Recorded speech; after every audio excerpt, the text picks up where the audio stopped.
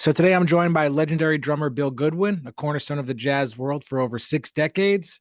From launching his career with Charles Lloyd at age 17 to a 40-year Grammy-winning collaboration with Phil Woods, his journey reads like a who's who of jazz history. He's played with everyone from Bill Evans and Dexter Gordon to the Manhattan Transfer and continues to lead a dynamic trio performing at many venues across the East Coast. So we are live with Bill Goodwin. Good to see you, man. Hey, how you doing, Abe? Yeah, wonderful, wonderful. Thanks for taking the time today. So let's um let's uh let's catch me up with like what's been going on with you like recently as far as performing and everything like the last year or so. What kind of gigs are you doing right now? Well, I spent almost 25 years at William Patterson University.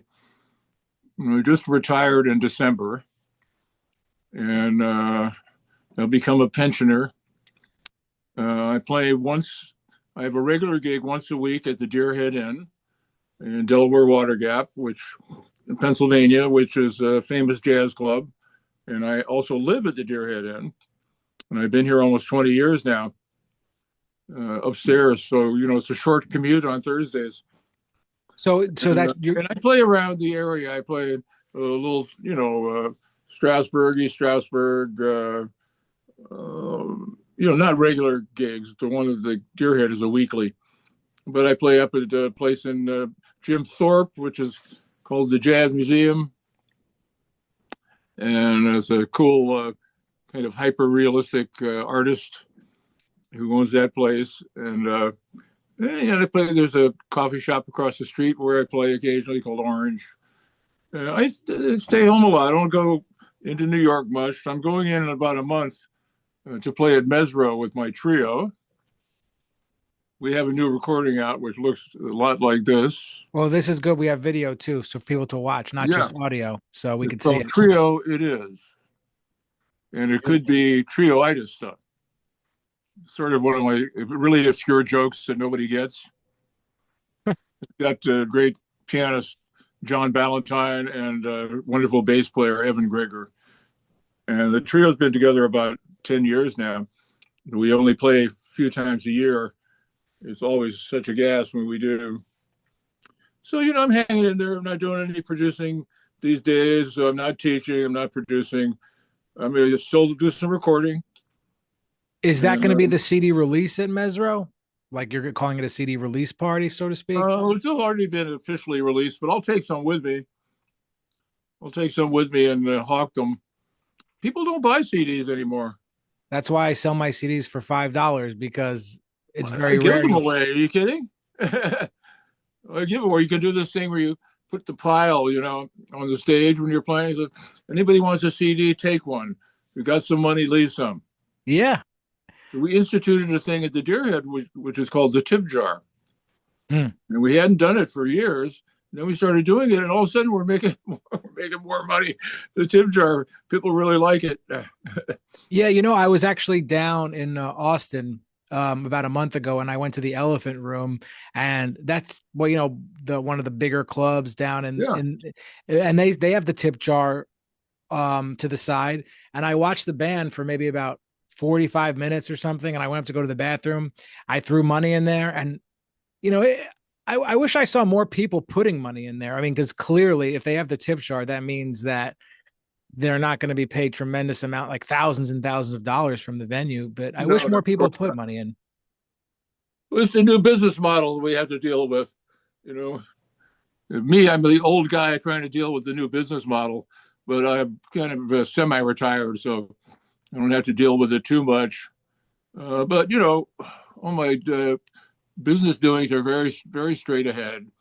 I don't make a big issue out of it, but I want things to be a certain way, and everybody's got like a different thing. But as long as I can, achieve my goal, my long time life's goal, which is to play music and hang with musicians and get paid and travel, I'm good. Except for the travel, I can't do so much of that anymore. I may go to Europe this summer to do some gigs, but it isn't set yet. Um, when you were younger and first getting starting your career, were the goals the same? Like, I just want to travel and make money and play, and that's what I want to do? Or were at the time when you started, were you they're saying I want to play with this person and I want this and this, or was it just like that same mindset you have now? Like, because it was No, no, no. It started when I was about 12 years old. I had an epiphany where I saw the future. Just a fleeting second. Oddly enough, while in the movie theater watching The Man with the Golden Arm, which featured Frank Sinatra, ex-convict trying to become a drummer, and the drummer on the soundtrack was Shelly Manne. Okay. And I had been following Shelly's work because I was a huge West Coast jazz fan, just really getting into it at that point, 11, 12 years old. And I was learning the saxophone, and I did learn to play saxophone, but not great by any means, just very B flat, maybe B minus. But in any case, B minus. yeah, I went to movie. My mom took us because, I grew up in a show business family in Los Angeles, and my parents, I'm not bragging, but my parents knew the Sinatras very well. I mean, they were social friends, and my dad was in the biz, and my mom had been in the biz, but she retired. And so, it seemed like Frank, our buddy Frank Sinatra, was having some difficulties those days, some scandals in his marriage and so forth.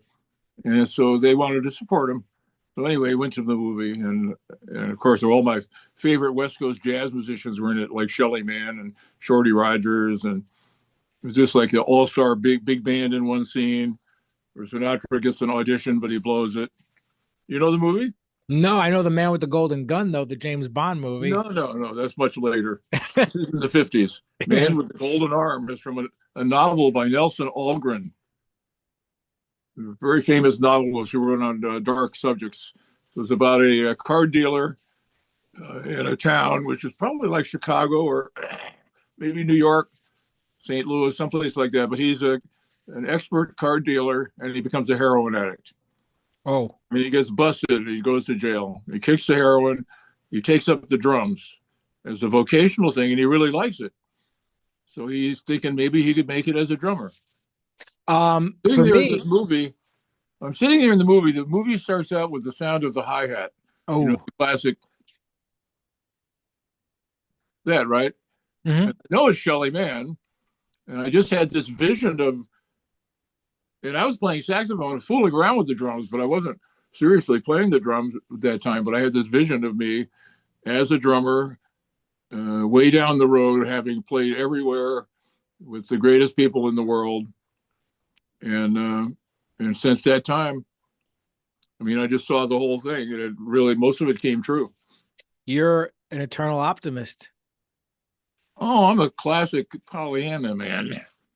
I'm a very optimistic person. Lately, it's hard not to get dark, but I'm working on it. Yeah, but I like hearing your story, because for me, the reason I started playing the guitar was this movie, Bill and Ted's Excellent Adventure. Oh yeah, the air guitar. And I just thought they were like, even though when I was like 4 years old, I looked at them like they were like the coolest people. But now, like, and you realize they're like kind of like morons when they're not the smartest of the bunch. Oh, they're smarter than Beavis and Butthead. Yeah. But I remember that. But I remember I saw the guitar and I was like, whoa, like that's what I want to do. So isn't that the one where they have the air guitar contest with Death? Well, it's not an air guitar contest with Death. Well, I know they at one time they played Twister. I think that's the first movie. That's the second one. The second one. Oh, that's the second one. Correct. I love that stuff, man.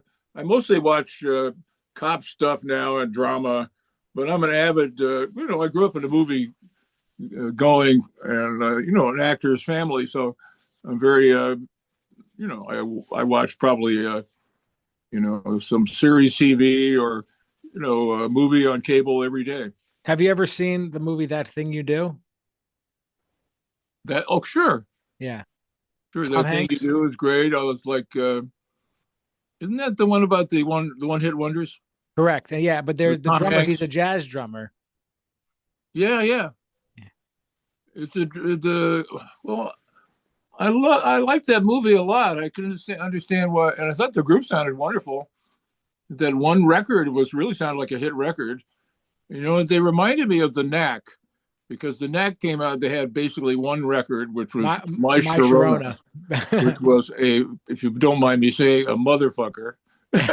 Great record, man. I still sing along with it if it comes on the radio or something. I'll sing along with it, and there's other tunes like uh, from earlier, like Mustang Sally and stuff like that. Because I grew up, when pop was rhythm and blues and pop and the blues and all that was coming right along with jazz for me, folk music. I loved it all, and I wanted to be a professional musician, so I wasn't ruling anything out. But I knew that I was basically a jazz guy. I could improvise. I could read a little bit, and I could play. You know, it took me between my debut there at 17 with Charles, took me a couple of years to really get my shit together. But well, by the time I was 19, I was playing with the big boys. Yeah. In Los Angeles.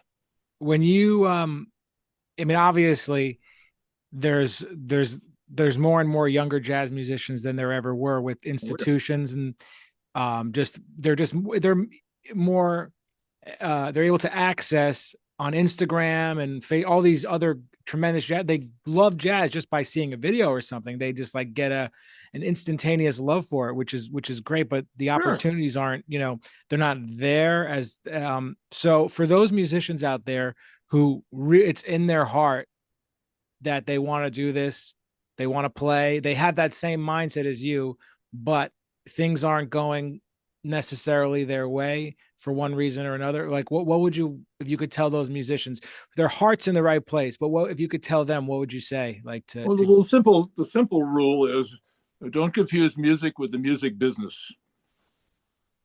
I was playing music, was a professional musician, and I was about close to 30 years old before, I was in my late 20s anyway, before I really figured out that I was in a business, and I had to, run it somewhat like a business. In other words, have certain standards and stuff. And I also had to pursue opportunities.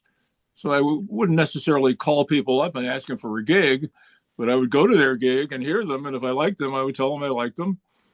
And I got in there was a line in LA, and you got in the line. There were a lot of young drummers, and we were all coming up. We were all friends, mostly. There was some competition, but it was a healthy competition. And we just go to the places, you meet the people, you do the thing. It was less for the younger players to do. I've been teaching them for over 20 years. And that's what I always ask them, so when you get your degree in jazz performance, good luck. Like, what are you going to do? You're going to go to the session at Smalls and hold it up and say, look, I got my diploma. Yeah, you should just get it printed on a T-shirt. Get it printed on a T-shirt. It's like a screen printed. Well, yeah, sure. You get it stamped on your forehead or a tattoo. Very, very au courant. I don't know. You have to be creative, create your own scene. I created a scene where I played all kinds of music, but I always loved jazz, and I would play jazz as much as possible, either gigs or jams. I put out the word probably my late teens, around 18 years old, that I just wanted to play. And anybody who wanted to play, just call me anytime, 24 hours a day. And I would, if I was sleeping, I would get up and get dressed and come over and play. Yeah. I love how you said that course for about a year. Yeah. I love how you said that if they admire someone's playing, that they should go to their gigs and go up to them and tell them, absolutely, I want to work with you and I will do whatever it takes. You don't just go up because you admire them. You go up because you admire them so much that you've learned their music.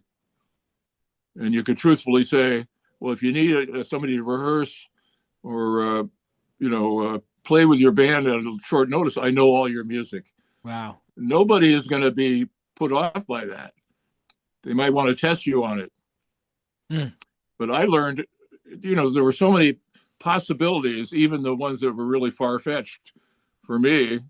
I would play with my idols, right? So I learned all of Horace Silver's music. I learned all the Wayne Shorter's music. I learned all of Bill Evans' music. I learned all of the modern jazz quartet. I learned Oscar Peterson, um, Cannonball Adderley. Miles Davis.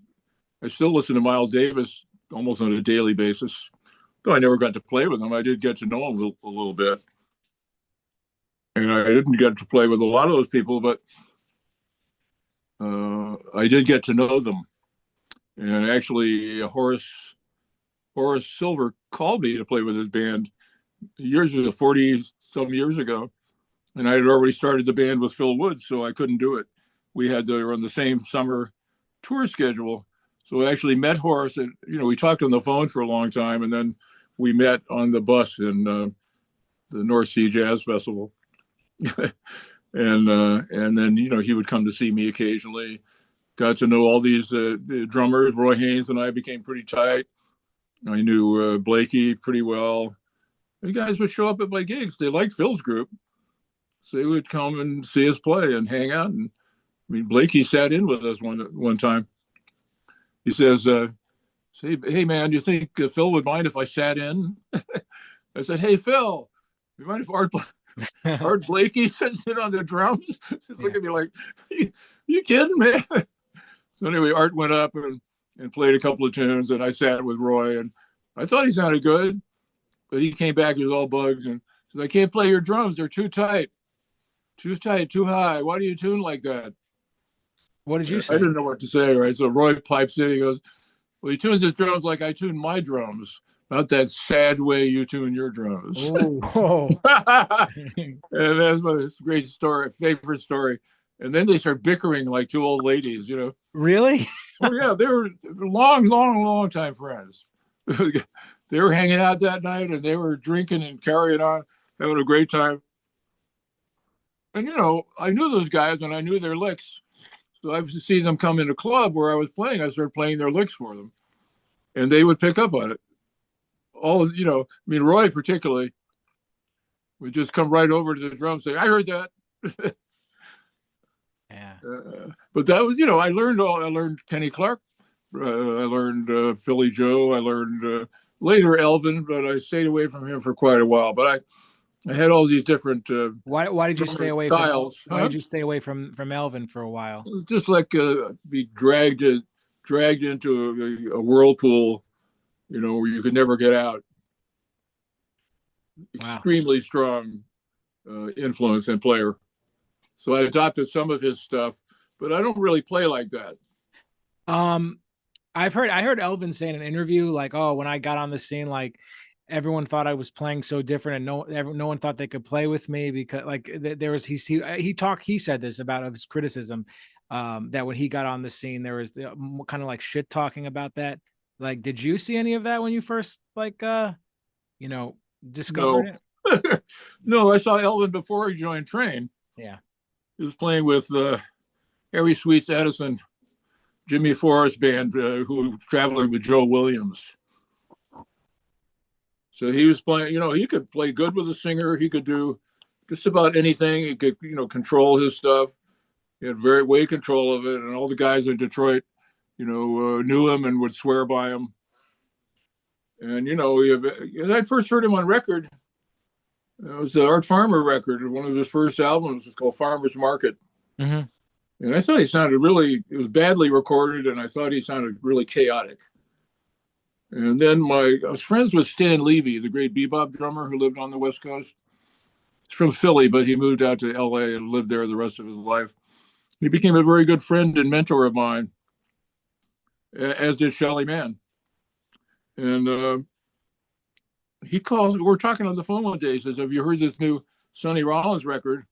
It just came out." He's at the Village Vanguard with just bass and drums. He's got Wilbur Ware on bass, and he's got Elvin Jones on drums. I said, "Elvin Jones, really?" So I heard him on a record, but he sounded like pretty confusing to me. I said, "No, man, check it out. Sounds like he's playing with two spears." Whoa. So you know what he meant by that. Yeah. African. When the way you're talking from Africa, man. Yeah, I mean, you're talking about these players, and you're mentioning Art Blakey and Roy Haynes. It seems like there was so much camaraderie and joy. Oh yeah, Well, all the drummers, man. is Once that you get still in, there? Is that still there with the people who were younger, like that camaraderie and that love, or is it more? Is it just different now? well, You think? there was a lot of love. There was competition. There was love. There was envy. All these things. You're a young person, man. You go through a lot of emotional stuff. But I worked hard at it, and I could play, and I just made myself known, and eventually I started getting calls. Now everybody who hired me didn't. Somebody's trying to call me, and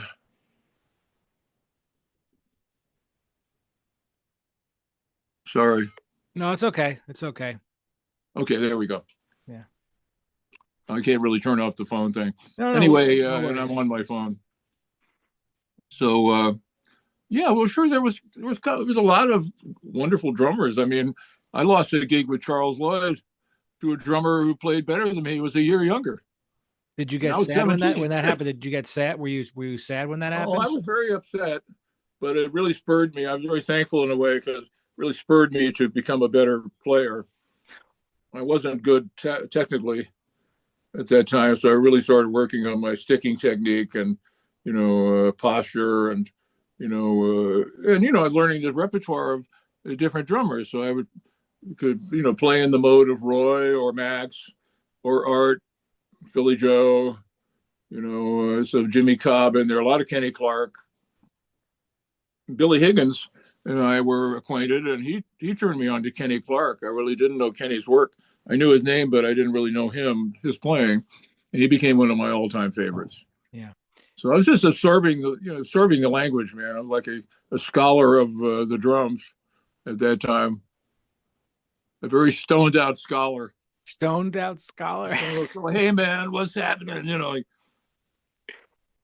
No, I love hearing that, just the way you're talking about you were taking in the players, but at the same time have such a strong voice and style of your own. So what's Well, the no, secret what to? happens is it all coalesces at some point.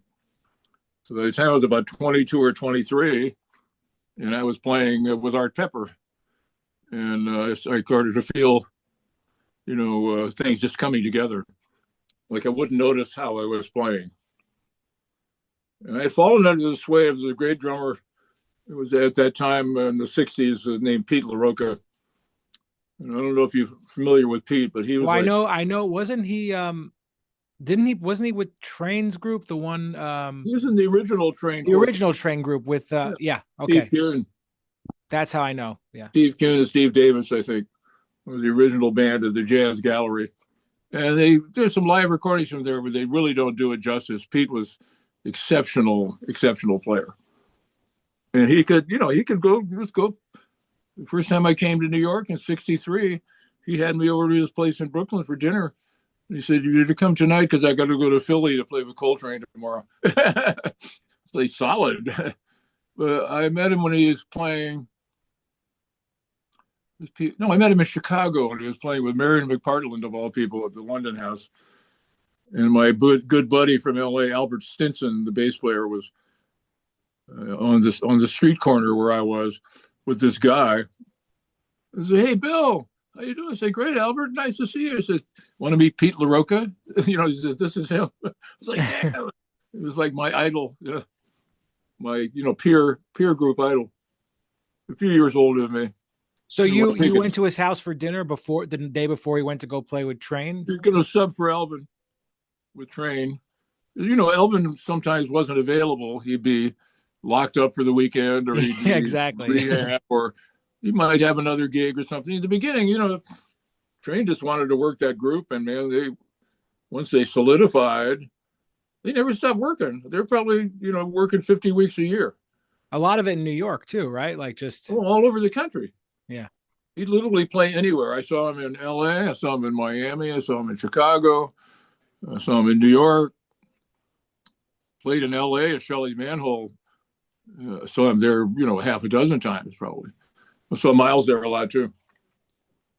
Yeah, I can't And, even I think he played a imagine. bigger place on Sunset Strip when he had Dolphy in the band, so that was pretty early, 60 or 61. Had a group of young musicians who would hang out together, and included some well-known players who became very well-known later, like Herbie Lewis and Bobby Hutcherson. And those guys were my friends, and I used to play with them. We had little groups that we would play together.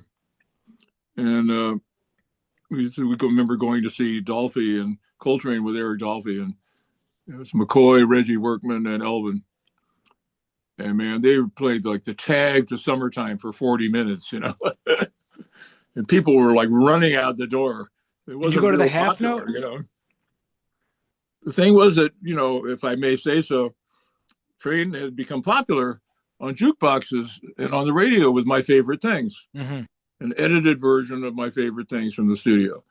It was on jukeboxes. It sold really well.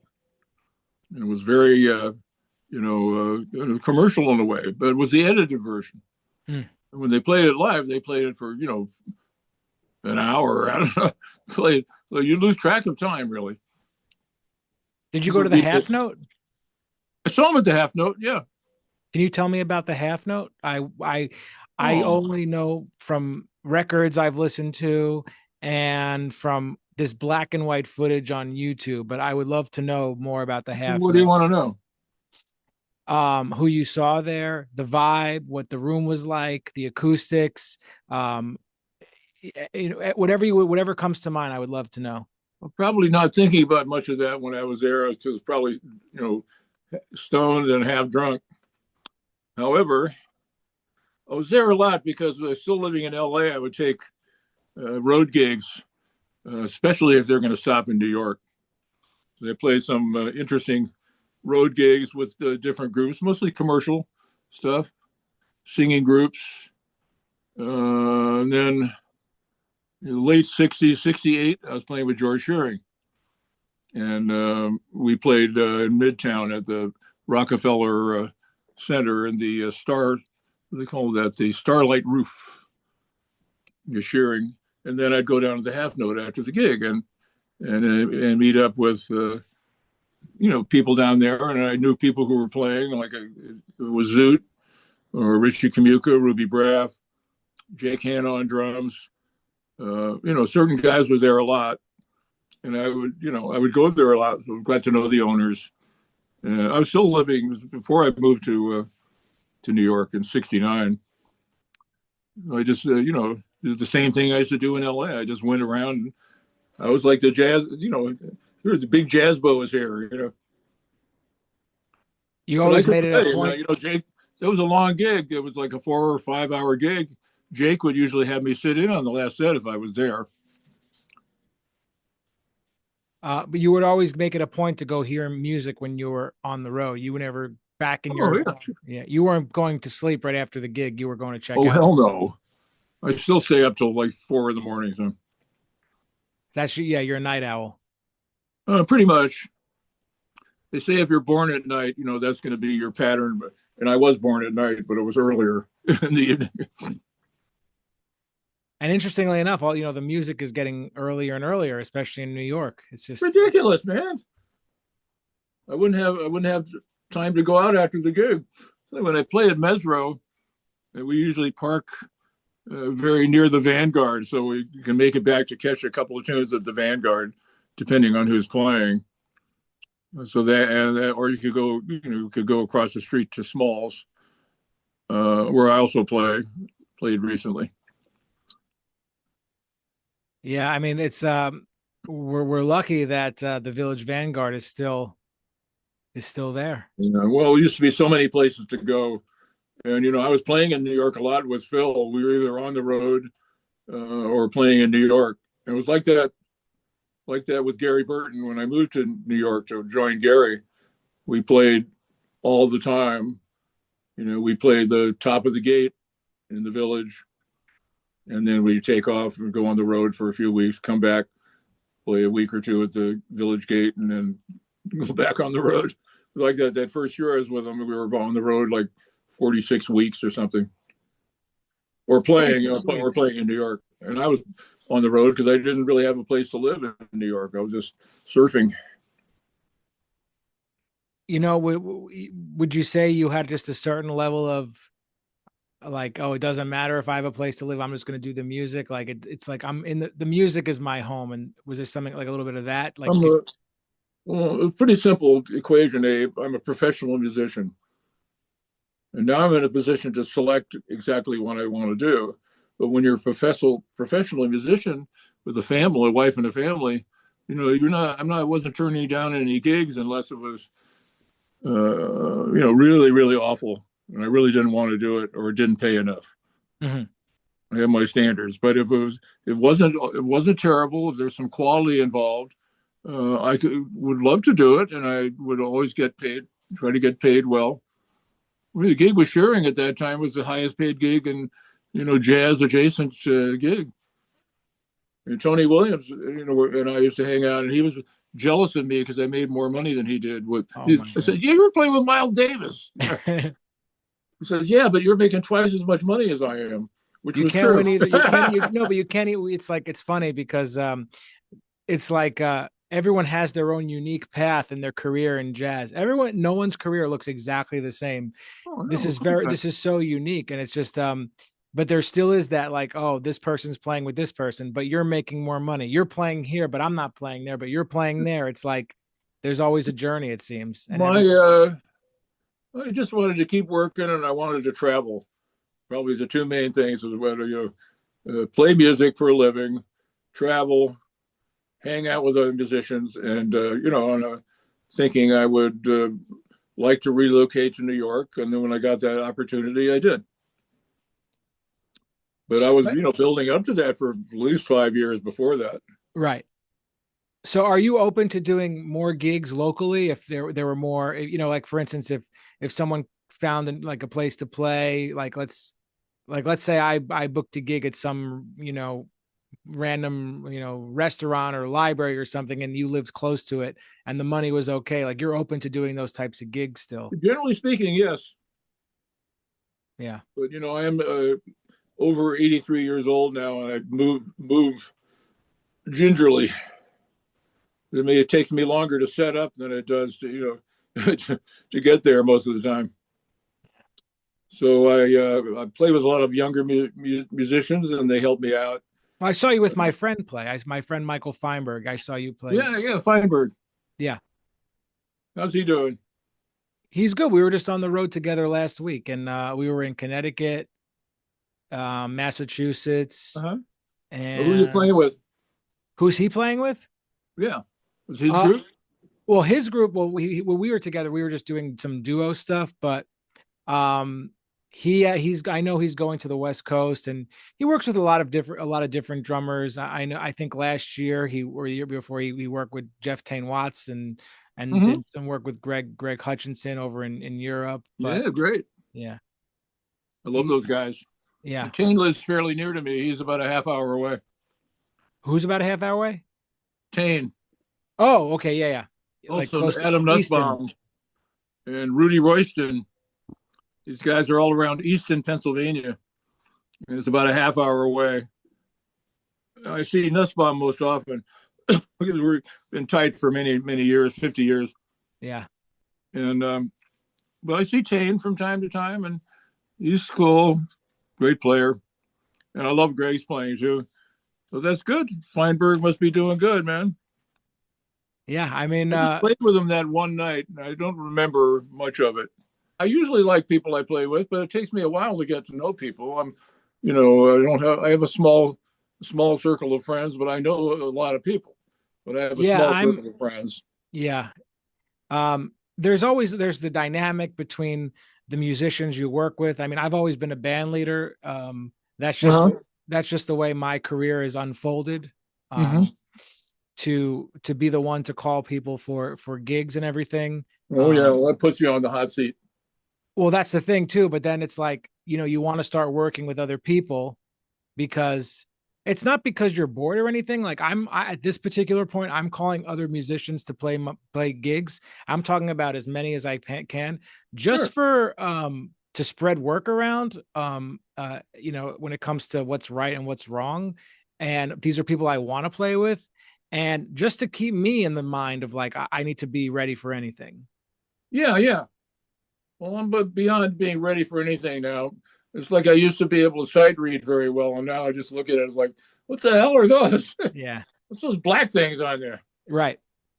Yeah. Uh, but those skills, because I'm just, I basically just do what I want to do. That could be anything, but I had a long career and a background in all kinds of performance, and I was not, like I said, I was not turning down work. So I did things like played in the orchestra for Alvin Ailey Ballet one season, and and then or going on right after that, started going on the road with Phil Woods, and How long were you in doing Phil's band for? jingles. How long were you in Phil's band for? Like, if you, what's the exact 41 numbers? years. 41. Yeah, me and Steve Gilmore. Wow. 41 years. I'm only 37. So, Well, you'll see. See, like, I but when think I it's think time for you about to that, join up with somebody for 40 years. that sounds like a situation that is just got to be It was the unbelievable. happening, man. What? The happening. It was not. It was not. It was maybe meant to be. I vacillate between, being non-religious and thinking that there's some sort of pattern to things because of my life has been so full of fortuitous circumstance. That's the only thing to call it. I've been ready for it. See, that's the thing. I read this quote years ago. Chance I'm favors the laughing because prepared you're mind. so right. You're so You know right. that? Chance favors the prepared mind. Yeah. It's interesting. Like, I was prepared, yeah. and I mean, Phil Woods came to my house. He was traveling with my sister Jill, my older sister, one of my greatest friends and supporters. She's the only of my three sisters that's still alive, my older sister, and she's been so responsible in so many ways for me going forward in the business. So she literally, Bill Woods came to my house, and I didn't know him. I had never formally met him. Of course, knew his playing well, and I had heard him play live. And there he is coming to my house, and he stayed with me for a couple of months. Wow. Yeah, So it you wasn't that pleasant. oh, we did yeah. start. We did start playing together, and I introduced him to Steve, and I introduced him to Mike Malolo, our original piano player. Yeah. So yeah, it was a great opportunity to do something. Let's say like whether I ever knew it or not, this is something I always wanted to do. No, but You you're start right. a You're right band, about start a band from nothing, mhm. and then you turn it into something, and we certainly did that. You're right about coincidences and stuff. Like a week ago, I was thinking about my career. I'm like, maybe I have to, put myself in a situation I don't want to. Basically, like, you know, put myself in a financial situation I don't want to get Don't do to that. what? Don't do that. Well, that's what I think. I'm like, but I thought about it, and then the next day, the situation came, and I'm like, oh, well, I'm going to actually make money, and I didn't have to ask. You know what I mean? So, Well, but this yeah, was like less than 24 hours. the money is only primary if you need to, eat and have a place to live and all that. Right. I mean, it is important. I don't know what anybody says, but this whole cultural landscape in the States has become pretty grim. Well, the States is, I mean, like that's a whole other conversation, but even health in here and, all the different epidemics that do not exist on the other parts of the world. It's just, Well, that's another story. yeah, that's a related story. As far as the business goes, that all affects. I mean, the pandemic did not do much for my career. Still,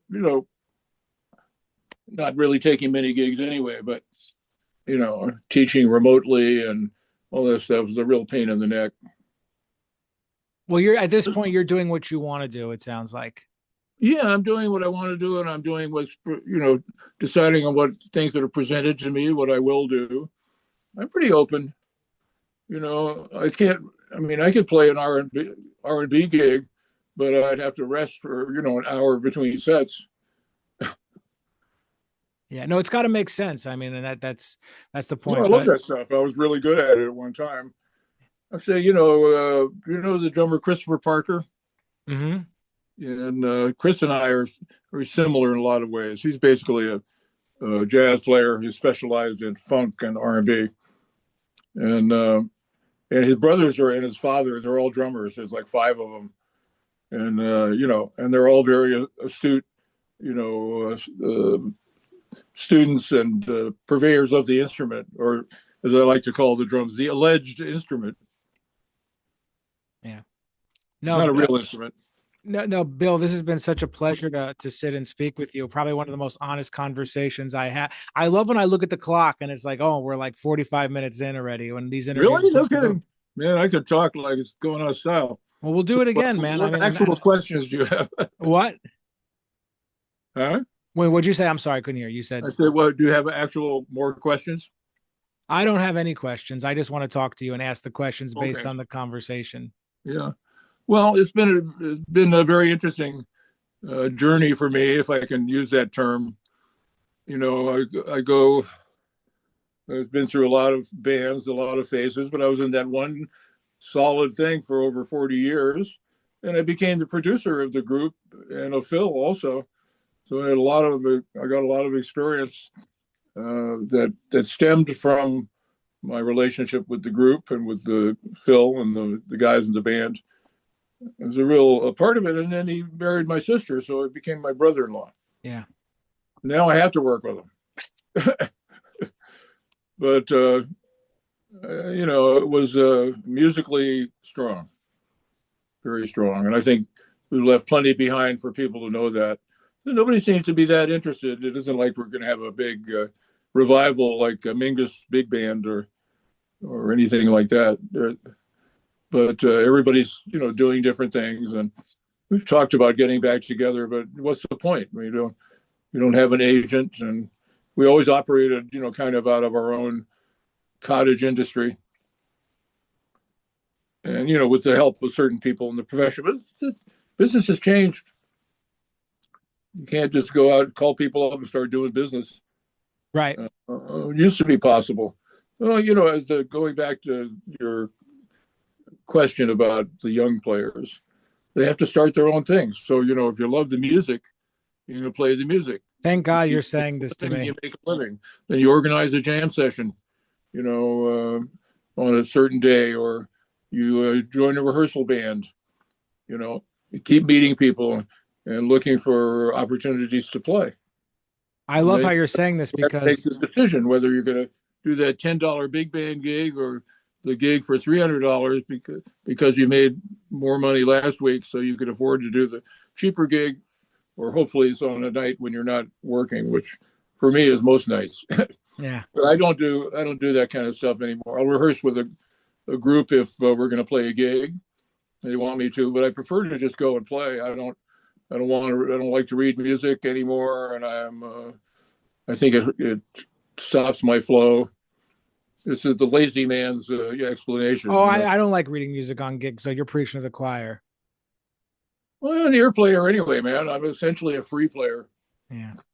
But it could be within the bebop realm, rhythm and blues, could be free jazz, could be a lot of different things. I know a lot of different things, and I have a lot of experience. So yeah, no, Bill, this has been so great. Like, let's do it again, please. Absolutely.